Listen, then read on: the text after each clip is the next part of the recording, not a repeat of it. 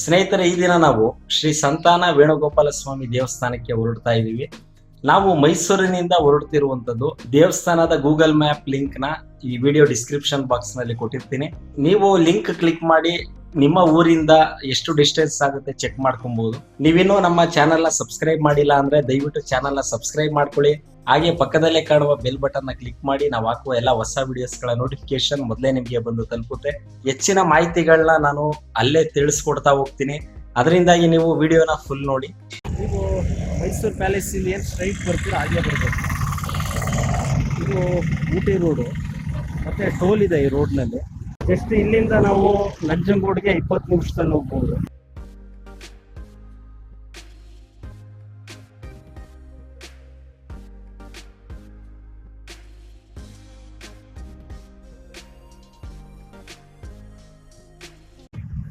ಸ್ನೇಹಿತರೆ, ಮೈಸೂರು ಮಾರ್ಗವಾಗಿ ನಂಜನಗೂಡಿಗೆ ಬರ್ತೀವಿ. ಇದು ನಂಜನಗೂಡು ದೇವಸ್ಥಾನದ ಬಸ್ ನಿಲ್ದಾಣ. ಇದೇ ಮೇನ್ ರೋಡ್ನಲ್ಲಿ ನೀವು ಮುಂದೆ ಸ್ಟ್ರೈಟ್ ಹೋಗಬೇಕು. ಈಗ ದೇವಸ್ಥಾನಕ್ಕೆ ಸ್ನೇಹಿತರೆ, ಮೇನ್ ರೋಡ್ನಲ್ಲಿ ನಂಜನಗೂಡಿಂದ ಈ ಕಡೆ ಬಂದಾಗ ನೋಡಿ, ರೋಡಲ್ಲಿ ರೈಟ್ ಸೈಡ್ನಲ್ಲಿ ಇದೆ, ನೋಡ್ಬೋದು. ಇಲ್ಲಿ ಶ್ರೀ ಕೌಂಡಿನ್ಯ ಮಹರ್ಷಿ ಕ್ಷೇತ್ರ, ಶ್ರೀ ಸಂತಾನ ವೇಣುಗೋಪಾಲ ಸ್ವಾಮಿ ದೇವಾಲಯ, ಎಮ್ಮರಗಾಲ ಅಂತ ಇದೆ. ಇಲ್ಲಿ ನೀವು ಒಳಗಡೆ ಹೋಗ್ಬೇಕು. ಇದು ಊರೊಳಗೆ ಬರಬೇಕು. ನಾನು ಅಲ್ಲಿ ಆರ್ಚ್ ತೋರಿಸಿದ್ನಲ್ಲ, ಅಲ್ಲಿಂದ ಹಾಗೆ ಒಳಗೆ ಬಂದಾಗ ಅಲ್ಲೊಂದು ಕಡೆ ರೈಟ್ ತಗೊಂಡು ಸೀದಾ ಒಳಗೆ ಬರಬೇಕು. ಎಮ್ಮರಗಾಲ ಊರೊಳಗೆ ಬರುತ್ತೆ.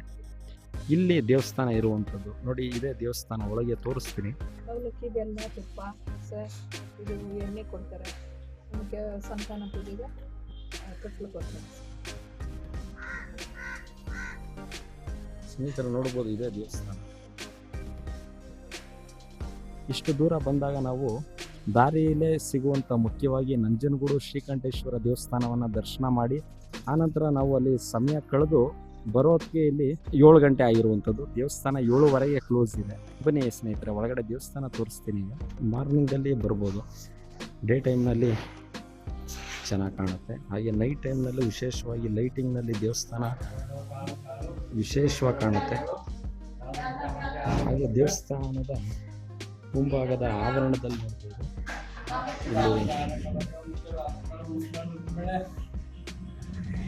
ಇಲ್ಲಿ ಈ ರೀತಿ ಎಲ್ಲ ರೈತರು ಇಲ್ಲೇ ಮಾರಾಟ ಮಾಡೋದನ್ನ ನೋಡ್ಬೋದು. ಚೆನ್ನಾಗಿರುತ್ತೆ, ಶಾಪಿಂಗ್ ಮಾಡ್ಬೋದು, ಕಮ್ಮಿ ಬೆಲೆಗೆ ಸಿಗುತ್ತೆ. ಬನ್ನಿ ಸ್ನೇಹಿತರೆ, ದೇವಸ್ಥಾನದ ಒಳಗೆ ಬರ್ತಾ ಇದ್ದೀವಿ ನಾವೀಗ. ಶ್ರೀ ಕೌಂಡಿನ್ಯ ಮಹರ್ಷಿ ಸುದರ್ಶನ ನಾರಸಿಂಹ ಕ್ಷೇತ್ರ. ಇಲ್ಲಿ ಹೆಚ್ಚಿನ ಮಾಹಿತಿ ಬೋರ್ಡ್ನಲ್ಲಿ ಬರೆದಾಕಿರುವಂಥದ್ದು, ನೀವು ಓದ್ಕೊಬೋದು.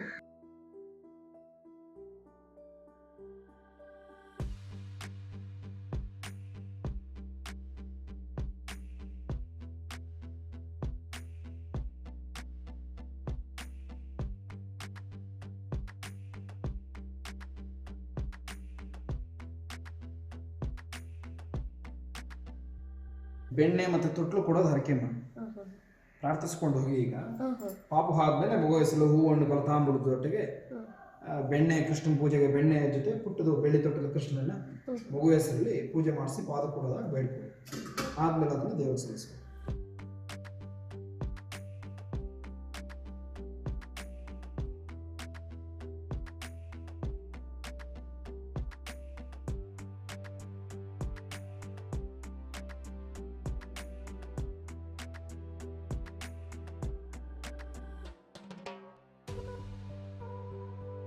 ಸ್ನೇಹಿತರೆ, ಗರ್ಭಗುಡಿಯಲ್ಲಿ ದೇವರ ದರ್ಶನ ಆದ ನಂತರ ನಾಗ ಇರುವಂಥದ್ದು ಸುಬ್ರಹ್ಮಣ್ಯ ಸ್ವಾಮಿ. ಶ್ರಾವಣದಲ್ಲಿ ಇಲ್ಲಿ ವಿಶೇಷವಾಗಿ ದೇವಸ್ಥಾನದಲ್ಲಿ ಪೂಜೆ ಕೈಂಕರ್ಯ ನಡೆಯುವಂಥದ್ದು.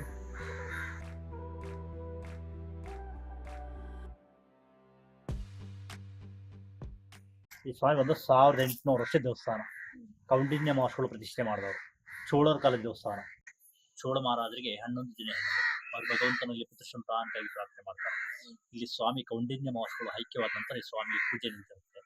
ಆಗ ಸ್ವಾಮಿ ಚೋಳಮಾರದ ಕನಸಲ್ಲಿ ಬಾಲಗೋಪಾಲನ ಕಾಣಿಸ್ಕೊತಾರೆ. ನನ್ನ ಪ್ರತಿಷ್ಠಾಪನೆ ಆಗಿದೆ, ನನಗೆ ಒಂದು ಪೂಜೆ ಕೈಂಕರ್ಯ ಶುರು ಮಾಡಿ ಒಂದು ಮಂದಿರ ಮಾಡಪ್ಪ, ಈ ಬಾರಿ ನಿಮಗೆ ಪುತ್ರ ಸಂತಾನ ಆಗುತ್ತೆ ಅಂತ ಹೇಳ್ತಾರೆ. ಚೋಳಮಾರ ಇಲ್ಲಿ ಏನೋ ಅಂತ ಜ್ಞಾನ ಮಾಡಿದ್ರೆ, ನಿನ್ನ ಅರಮನೆ ಮುಂಭಾಗದಲ್ಲಿ ತುಳಸಿ ದಳದಿರುತ್ತಪ್ಪ, ಅದನ್ನ ಅನುಸರಿಸಿ ಬಾ ಅಂದಾಗ ಬೆಳಗ್ಗೆ ಎದ್ದು ಅರಮನೆ ಭಾಗ ತಗೊಂಡು ಅರಮನೆ ಭಾಗದಲ್ಲಿ ತುಳಸಿ ದಳದಿರುತ್ತೆ. ಓ ಸ್ವಾಮಿ ಸೂಚನೆ ಕೊಟ್ಟಿದ್ದಾರೆ ಅಂತ ರಥದಲ್ಲಿ ಬರ್ತಾರೆ. ಅವ್ರಿಗೆ ರಥದಲ್ಲಿ ಬರ್ಬೇಕಾದ್ರೆ ಇಲ್ಲಿ ಅವ್ರಿಗೆ ರಥಚಕ್ರ ನಿಲ್ಲುತ್ತೆ. ಮುಂದೆ ನೋಡ್ಬೇಕಾದ್ರೆ ಗರ್ಭಾಂಗದಲ್ಲಿ ಸ್ವಾಮಿ ಪ್ರತಿಷ್ಠಾಪನೆ ಇರ್ತಾರೆ. ಅವ್ರ ಕನಸಲ್ಲಿ ಕಂಡಾಗ ಬಾಲನಾಗಿರ್ತಾರೆ. ಈ ಸ್ವಾಮಿಗೊಂದು ಮಂದಿರ ಮಾಡಿ ಪೂಜೆ ಕೈಂಕರ್ಯ ಶುರು ಮಾಡಿದ್ರೆ ನಮಗೆ ಪುತ್ರ ಸಂತಾನವೇ ಆಗುತ್ತೆ ಅಂತ ದೇವಸ್ಥಾನ ನಿರ್ಮಾಣ ಮಾಡಿ ಪೂಜೆ ಎಲ್ಲ ಮಾಡ್ತಾರೆ. ರಾಣಿ ಗರ್ಭವತಿ ಆಗ್ತಾರೆ, ಪುತ್ರ ಸಂತಾನವೇ ಆಗುತ್ತೆ ಅಂತ ಪ್ರತಿ ವರ್ಷದಲ್ಲಿ ವಿಶೇಷವಾಗಿ ಪೂಜೆ ಮಾಡ್ಕೊಂಡು ಬರ್ತಾರೆ. ಅವ್ರಿಗೆ ಮಕ್ಕಳು ಕೂಡ 12 ಮಗು ಹೆಣ್ಮಗು ಆಗ್ತದೆ. ಭಗವಂತ ನಾವು ಪುತ್ರ ಸಂತಾನಕ್ಕೆ ಪ್ರಾರ್ಥನೆ ಮಾಡಿದ್ರೆ ಹೆಣ್ಮಗು ಕೊಟ್ಟಿದ್ಯಪ್ಪ, ನನಗೆ ಮತ್ತೊಂದು ಮಗು ಬೇಡ, ನೀನು ಕೊಟ್ಟಂತ ಪ್ರಸಾದ ನೀನೇ ತಗೊಂತ ಸ್ವಾಮಿ ಪದಕ್ಕೆ ಹೊರಗಡೆ ಬರ್ತಾರೆ. ಬೆಳಗಿನ ಜಾವ ಕೋಳಿಗೆ ಹೋಗೋ ಸಮಯದಲ್ಲಿ ಸಿಡುತ್ತಾ ಬರುತ್ತೆ, ಮಗು ಕಿಚ್ಚು ಶಬ್ದಾಗುತ್ತೆ. ಮಗು ಅಳ್ತಂತ ಹೋಗಿ ನೋಡ್ಬೇಕಾದ್ರೆ ಸ್ವಾಮಿ ಪಾದದಿಂದ ಒಂದು ಜ್ಯೋತಿ ಮಗುವಲ್ಲಿ ಸೇರುತ್ತೆ. ಭಗವಂತ ಬ್ರಹ್ಮಶ್ವರ ಬದಲಾಯಿಸಿ ಹೆಣ್ಣನ್ನು ಗಂಡು ಮಾಡಿರ್ತಾರೆ. ಅದನ್ನ ಕಂಡಂತ ಚೋಳ ಮಂದಿರ ಒಬ್ಬ ಹುಚ್ಚಪ್ಪ, ಹುಚ್ಚು ಗೋಪಾಲ, ಭಗವಂತನಲ್ಲಿ ಭಕ್ತಿಯಾಗಿ ತೋರಿಸ್ಕೊಂಡ್ರೆ ಏನ್ ಬೇಕಾದ್ರೂ ಅನುಗ್ರಹ ಮಾಡ್ತಾರೆ. ಅದಕ್ಕೆ ಸ್ವಾಮಿಯಲ್ಲಿ ಹೆಣ್ಣನ್ನು ಗಂಡು ಮಾಡಿದ ಹುಚ್ಚು ಗೋಪಾಲ, ಸಂತಾನ ಗೋಪಾಲ ಅಂತ ವಿಶೇಷ. ಈ ಕ್ಷೇತ್ರದಲ್ಲಿ ನರಸಿಂಹರು ತುಂಬಾ ವಿಶೇಷ ಬಾಗಿಲಲ್ಲಿದ್ದಾರೆ.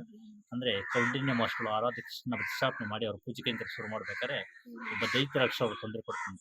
ಕೃಷ್ಣನಲ್ಲಿ ಪ್ರಾರ್ಥನೆ ಮಾಡ್ತಾರೆ. ಕೃಷ್ಣ ಬಂದು ಸ್ವಾಮಿ ಹೇಳ್ತಾರೆ, ಇಲ್ಲಪ್ಪ ನೀನು ನರಸಿಂಹನ ಪ್ರಾರ್ಥನೆ ಮಾಡುವಾಗ ಇಲ್ಲಿ ನರಸಿಂಹರ ಪ್ರತ್ಯಕ್ಷವಾದ ಅಂತ ಆ ದೈತ್ಯರಾಕ್ಷನ ಸಂಹಾರ ಮಾಡಿ ದರ್ಶನ ಕೊಟ್ಟು ಅಂದ್ಬಿಟ್ಟು ಕೌಂಡಿನ್ಯ ಮಾಸ್ಟರ್ಗಳ ಸುದರ್ಶನ ನರಸಿಂಹ ಕ್ಷೇತ್ರ ಅಂತ ವಿಶೇಷ. ಇಲ್ಲಿ ಹೆಣ್ಣು ಪ್ರಾರ್ಥಿಸಿದ್ರು ಬೇಗ ಅನುಗ್ರಹ ಮಾಡ್ತಾರೆ. ಸರ್ವಸಿದ್ಧಿ ಕ್ಷೇತ್ರ. ಇದಕ್ಕೆ ಏನೇ ಅಂದ್ಕೊಂಡ್ರು ಸ್ವಾಮಿಗೆ ತುಪ್ಪ ಕೊಡ್ತೀನಿ ಅಂತ ಪ್ರಾರ್ಥಿಸ್ಕೊಡ್ತಾರೆ. ಅದೇ ವಿಶೇಷ, ಅದಕ್ಕೆ ತುಂಬಾ ವಿಶೇಷ. ಸ್ವಾಮಿ ತುಂಬಾ ಸಂತಾನಕ್ಕೆ ಬೇಗ ಅನುಗ್ರಹ ಮಾಡ್ತಾರೆ ಅಂತ ತುಂಬಾ ವಿಶೇಷ. ಕೋರಿಕೆ ತೀರಿಸಿಕೊಂಡ್ರೆ ತುಪ್ಪ, ಸಂತಾನಕ್ಕೆ ಬೆಣ್ಣೆ ಕೊಡ್ತೀನಿ ಅಂತ ಹರಕೆ ಮಾಡ್ಕೊತಾರೆ, ತುಪ್ಪ ಕೊಡ್ತೀನಿ ಅಂತ ಹರಕೆ ಮಾಡ್ಕೊತಾರೆ. ಧನ್ಯವಾದಗಳು. ಧನ್ಯವಾದ.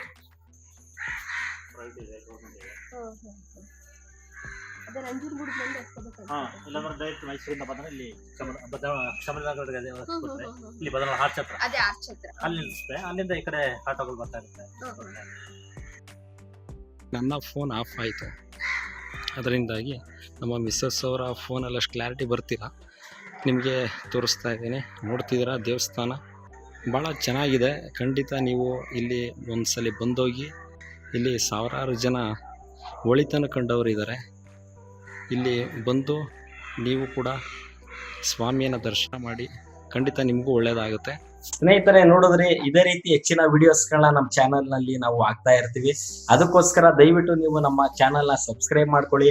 ಹಾಗೆ ಪಕ್ಕದಲ್ಲೇ ಕಾಣುವ ಬೆಲ್ ಬಟನ್ ಕ್ಲಿಕ್ ಮಾಡಿ ನಾವು ಹಾಕುವ ಎಲ್ಲ ಹೊಸ ವಿಡಿಯೋಸ್ಗಳ ನೋಟಿಫಿಕೇಶನ್ ಮೊದಲೇ ನಿಮಗೆ ತಲುಪುತ್ತೆ. ಈ ವಿಡಿಯೋಗೆ ಒಂದು ಲೈಕ್ ಮಾಡಿ, ಈ ವಿಡಿಯೋನ ಎಲ್ರಿಗೂ ಶೇರ್ ಮಾಡಿ. ಈ ವಿಡಿಯೋ ನೋಡಿದ್ದಕ್ಕಾಗಿ ಧನ್ಯವಾದಗಳು.